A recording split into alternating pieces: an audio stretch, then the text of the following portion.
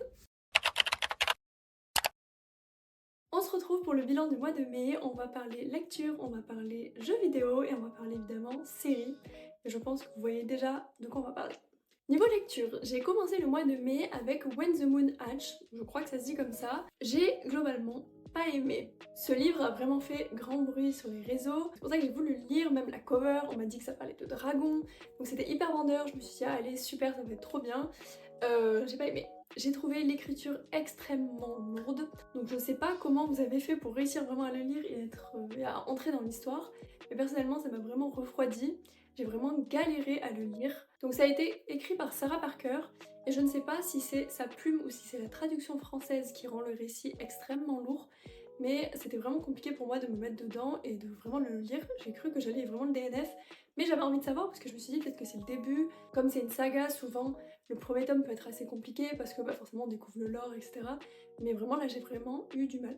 Ce n'est pas que l'écriture qui m'a fait ça, c'est aussi parce que le lore est très intéressant, il est très dense, elle a vraiment créé un bel univers, mais je trouve que c'est très mal dilué dans le récit. Quand je le lisais, j'avais vraiment l'impression qu'on nous tendait comme ça des blocs d'histoire et de tout ce qu'on devrait savoir, et de nous dire bah démerdez-vous. Et il faut savoir que dans ce livre, il y a un glossaire. Le glossaire fait vraiment... Alors moi, en e-book, il fait une quinzaine de pages. Voilà, 15 pages.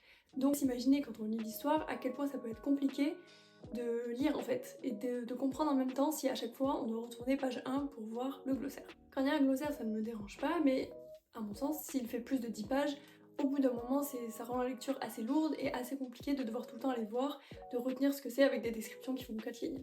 Après, pour aller plus en détail du livre, le fond de l'histoire est vraiment sympa. Il y a beaucoup de secrets, la prota, personnellement, je l'ai quand même appréciée. En gros, elle ne se souvient pas de sa vie d'avant, des sacrifices qu'elle a fait, et on va suivre du coup son histoire pour qu'elle essaye de retrouver un peu tout ça parce qu'elle est aveuglée par une vengeance. Donc voilà, pour moi, il y avait un gros potentiel d'histoire, mais ça a été gâché vraiment par la lourdeur de la plume et du lore un peu mal dilué. Donc je ne sais pas si je lirai le deuxième, je pense que je vais attendre d'avoir les retours de peut-être de certaines personnes sur TikTok ou autre pour voir si justement l'écriture a peut-être un peu évolué ou si que maintenant que le lore est en place, peut-être que c'est un peu plus simple à lire. À la suite de ça, je me suis lancée dans une trilogie qu'une amie m'a conseillée, c'est Les voleurs de fumée. Donc j'ai lu le tome 1 et le tome 2, j'ai pas encore lu le tome 3 mais il est dans ma bibliothèque et je pense que je lirai prochainement. C'est un peu long à démarrer comme histoire, mais en fait on suit plusieurs POV à la fois, on suit plusieurs personnages. Donc déjà ça, je trouve ça vraiment sympa, j'adore. Ce que j'ai apprécié dans le fait d'avoir plusieurs POV, c'est que pour le coup, là on a plusieurs POV qui finissent par souvent se retrouver dans les mêmes endroits, dans les mêmes villes, sans forcément se croiser jusqu'au moment où évidemment les histoires se croisent. Une fois qu'ils se sont tous rencontrés, ils vont suivre une quête commune.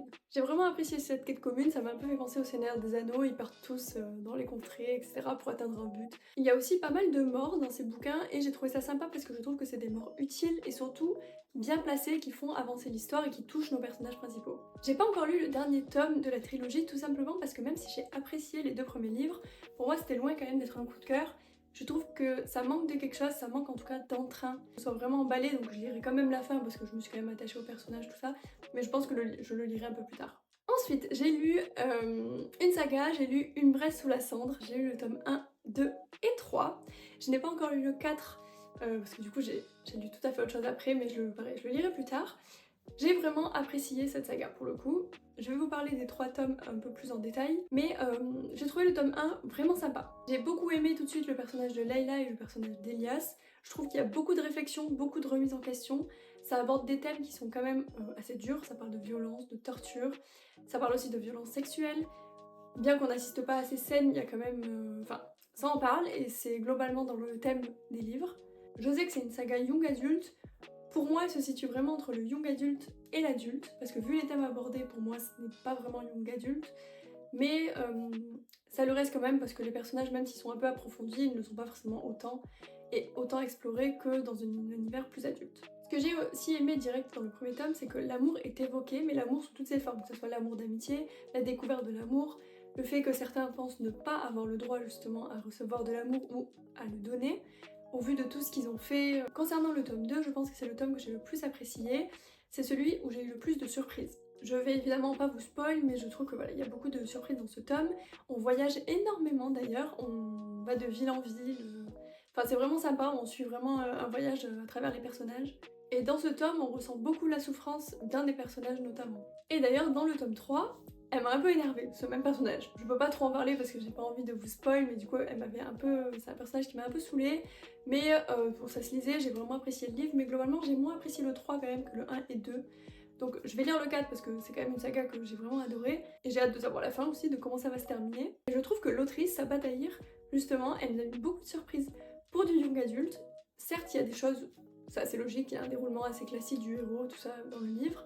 Mais pour le coup, il y a vraiment des surprises et elle arrive vraiment à nous surprendre sur certaines choses, sur certains points. Et je trouve que c'est quand même plutôt rare dans les livres young adultes. Ensuite, parlons peu, parlons bien, il y a la série Off Campus qui est sortie sur Prime.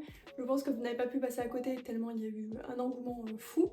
J'ai regardé la saison 1 et je n'avais jamais lu les livres.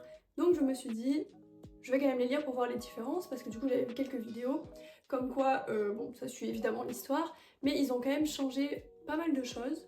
Donc j'ai voulu me faire mon propre avis. Bon, déjà j'ai vraiment apprécié le livre, il se lit vraiment mais hyper facilement. Mais c'est vrai qu'il y a quelques points qui sont vachement différents. Je vous ferai sûrement une vidéo sur les différences fondamentales de la série et du tome 1. Mais globalement, je trouve que dans le livre, les garçons sont quand même beaucoup moins matures, beaucoup plus animales, c'est vraiment beaucoup plus porté sur le smut que dans la série. Même si, attention, je trouve que ce sont quand même des green flags, mais bon voilà, on sent qu'ils sont en pleine chaleur quoi. Je pense que c'est aussi parce que dans la série, ils ont voulu forcément adapter à notre époque, ce qui est très bien parce que j'ai trouvé que la série était une vraie safe place. Là où on s'attendait à avoir peut-être des comportements toxiques, ou parfois ils peuvent ne pas s'entendre et en réaction on s'attend justement à une dispute, à des cris, mais pas du tout.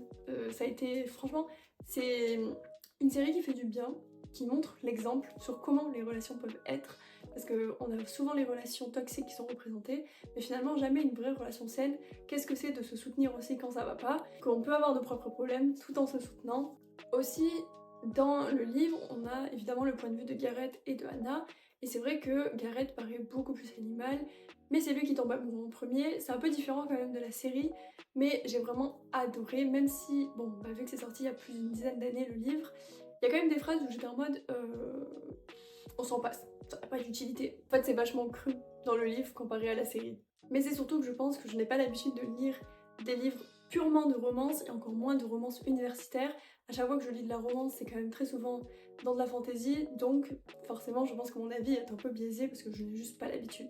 Mais globalement j'ai vraiment adoré et je lirai les autres tomes et franchement je vous recommande, ça se lit tout seul, c'est vraiment agréable à lire.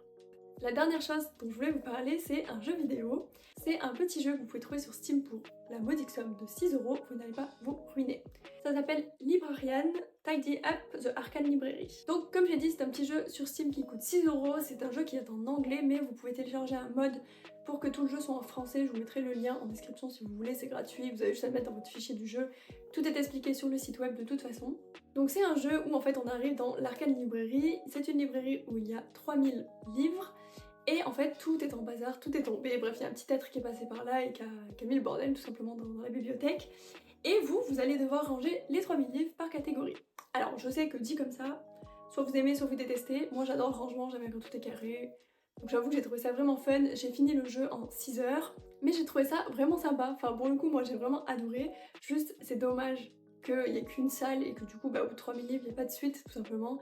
Après le jeu coûte 6 €, voilà on va pas s'attendre non plus à des trucs de fou. Mais dedans pour vous aider vous avez des pouvoirs magiques que vous pouvez débloquer tout ça pour aller plus vite, compléter la série tout ça. Donc bon, j'ai vraiment aimé, je vous conseille, franchement pour 6 €, si vous aimez les petits jeux, vous allez aimer. Voilà, c'est tout pour mon petit bilan du mois de mai, j'espère que vous avez apprécié. Dites-moi vous les livres qui vous ont fait vibrer, ou les jeux, les films, qu'importe dans cet univers-là. Et je serais ravie qu'on puisse en discuter. Et sur ce, je vous fais des bisous.